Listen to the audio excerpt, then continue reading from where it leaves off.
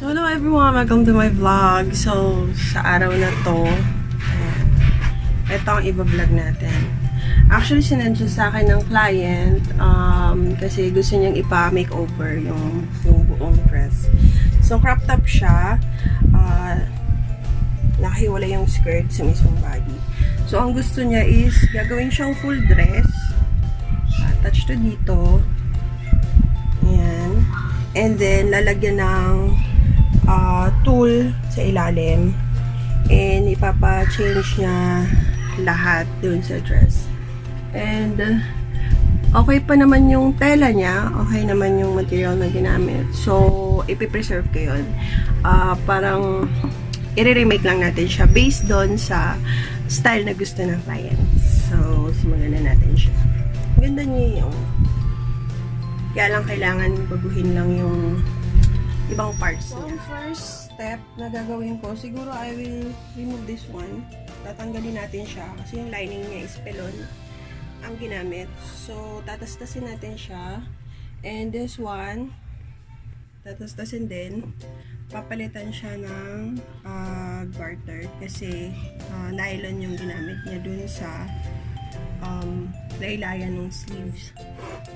And then, dito, siguro ikikip ko to kasi ang cute ng botones niya. And kikip natin siya, pero isusunod ko siya dun sa sizing ng baby ng client ko.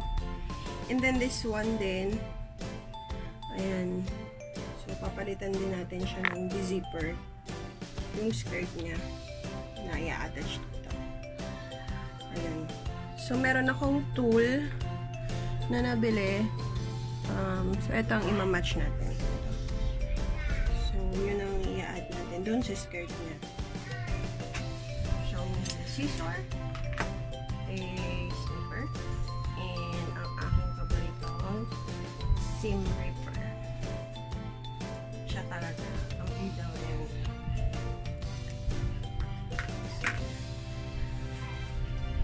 Start kong alisin yung inner niya, yung pelon. So, alisin natin to. And then, kung makikita nyo yung edges niya, close. So, i-surge natin yan. Para magkaroon na clean finish yung inner niya. So, aalisin natin to. Tatastasin natin siya.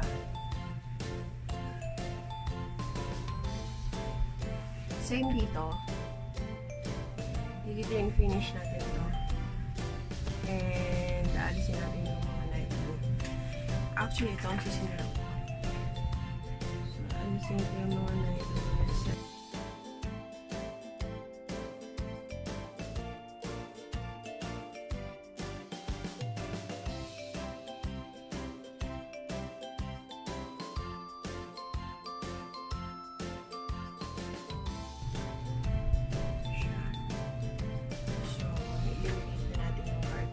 On both sleeves.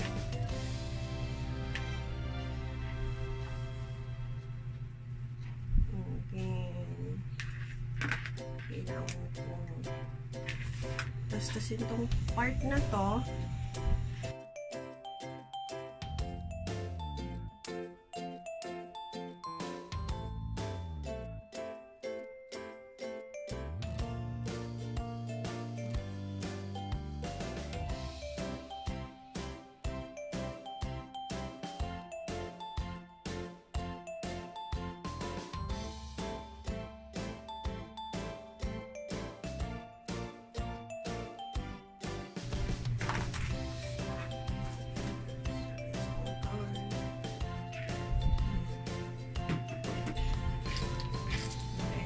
All the buttons here. Save it for later. So, sa skirt, I think minano-mano nilang kahit. Hindi ko alam kung paano. Pero it seems na hindi siya machine stitched. Mukhang hand stitch lang yung mismong pelon na nilagyan nila. So, instead of using pelon, I will use a tool for its pettiskirt. Kasi ang pelon, pag nilabhan mo siya once, twice, Magiging ganito na itsura niya. Unlike yung tool or yung tool, hard tool, soft tool, kahit ilang beses mo siya labahan, as is siya. So, I will also remove this one.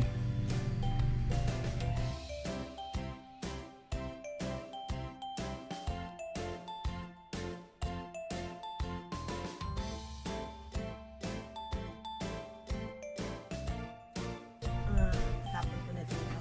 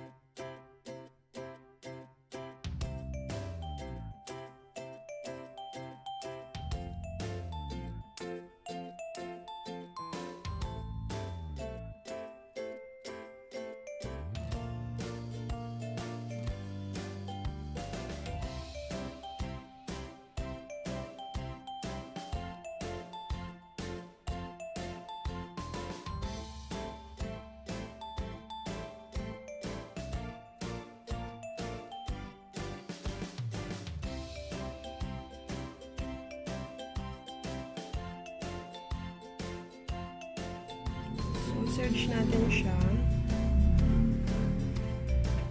before natin siya i-gather.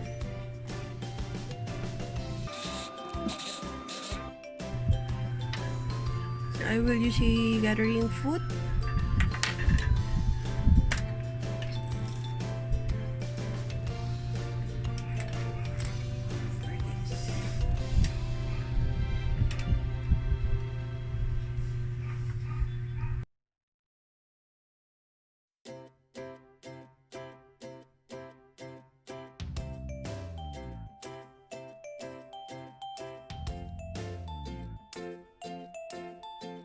We also have to serge this part yung sa sleeves before tayo maglagay ng garter.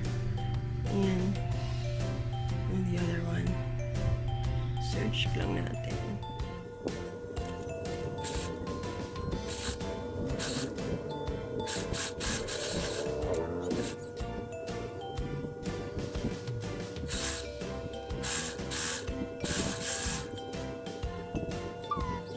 So, clean na yung sa sleeve part.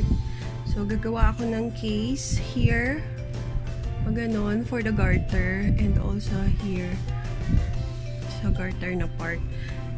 So, itong ginagamit kong garter, it's 1/8 garter, elastic garter. I don't use nylon kasi masakit siya. Lalo na pag kids clothes, masakit siya pag tumagal. Hindi siya kasing elastic ng mga 1/8 elastic garter.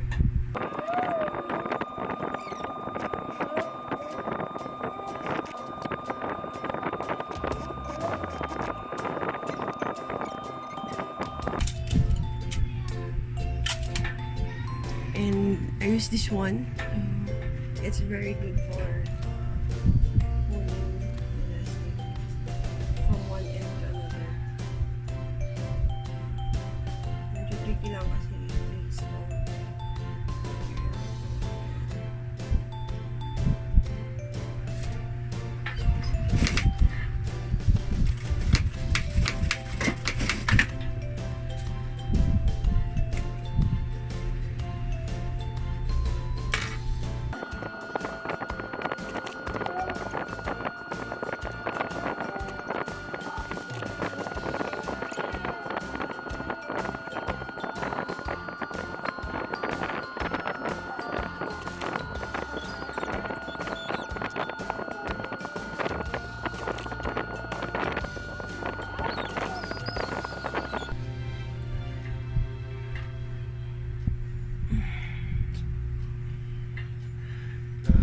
So, isa to sa problem ko. Hindi ako makagawa ng case dito kasi matatamaan yung lace na nasa ibabaw.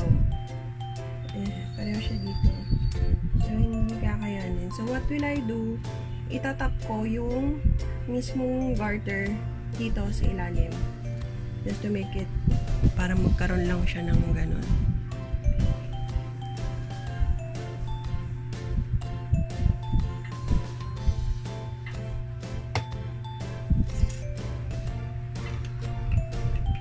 You can do it sa zigzag, but pwede mo siyang gawin dito. So, what I do is, set ko lang yung stitch length niya into this highest. For me, it's 5. And then hold it like that. Tuck. And then gently pull. So, bigyan nyo ng konting tension yung garter as you sew along.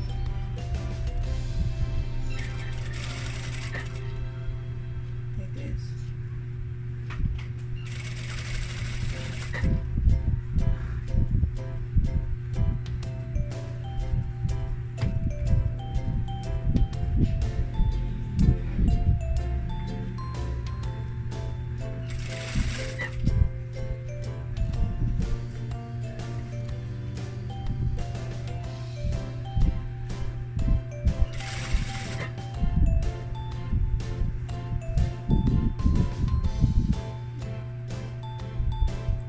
Para magkaroon ng puffiness yung lower sleeve part.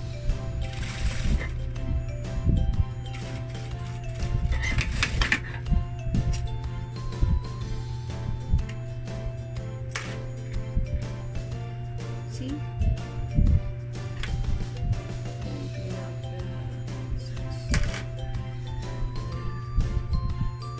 So, enough lang siya para magkaroon ng puffiness yung lower part ng sleeves. Now it's time to measure. So according sa client, ang skirt length na gusto niya is 16.5. So we have to measure 16.5. So currently, yung dating skirt niya measures 11. So kailangan natin magkaroon ng additional na 1, 2, 3, 4, 5. 5.5 na length. So, doon papasok yung tool. 11.5 this.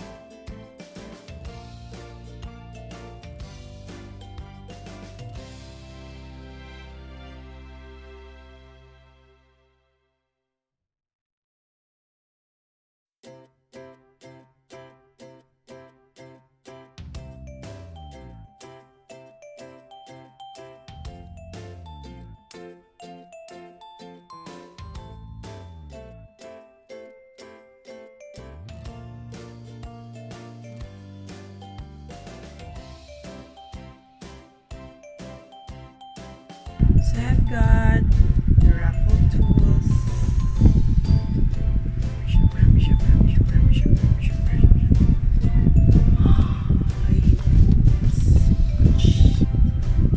So i-attach na natin siya dun sa raffles ng skirt.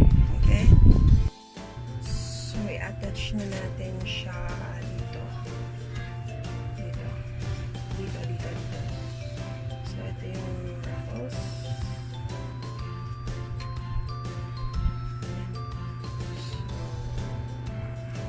We will do our best not to ruin the lace dito.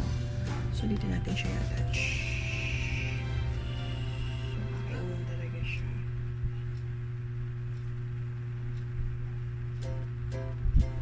Ang main main problem ko kasi dito is itong lace. Nakaibabaw siya. Dun sa skirt. So, what will I do is kailangan ko siyang tastasin din.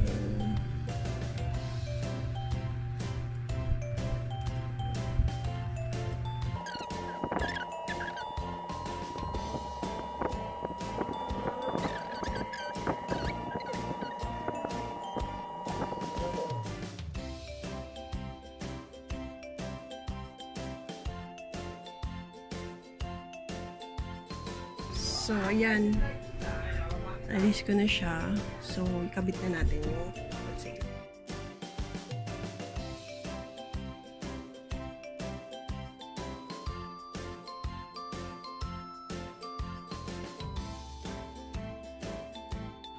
Hello! So, good morning again. So, a little update lang dun sa dress na ginawa ko. So, ayan na siya. Nilagyan ko ng strap. Both, ayan.